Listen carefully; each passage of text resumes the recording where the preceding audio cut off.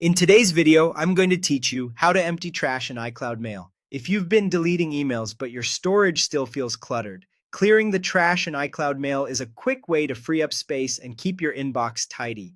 Today we'll use the web version because it's consistent across devices and the steps are simple. Start by opening your web browser and going to iCloud.com Mail. Sign in with your Apple ID to access your mailbox. You may be asked to verify your identity. Just follow the prompts to complete sign in. Once you're in, look to the left where the mailboxes list appears. At the very top of that list, you'll see a small gear icon. That's the settings menu for mail. Click that gear to open the options. From the menu that appears, select Empty Trash. iCloud will immediately show a confirmation message. This extra step is there to protect you from deleting something you still need. Take a quick moment to think about what's in your trash.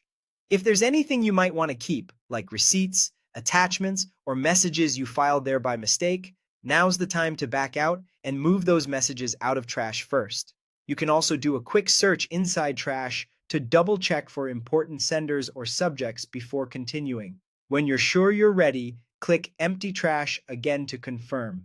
That's it. Every email in your trash mailbox is now permanently deleted.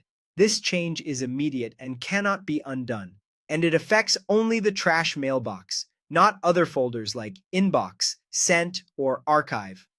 A quick note on what permanent means here. Once you confirm, those messages are removed from your account and there isn't a recovery option within iCloud Mail.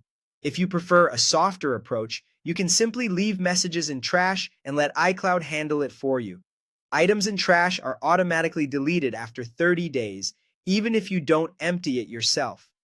Manual emptying is best when you need to clean up right away, clear space, or remove sensitive content you no longer want stored.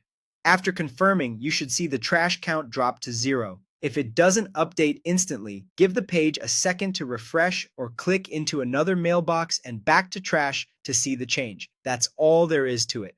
Using the web interface keeps the process fast, clear, and consistent, and the confirmation step helps ensure you only delete what you truly no longer need. Thanks for watching and happy inbox cleaning.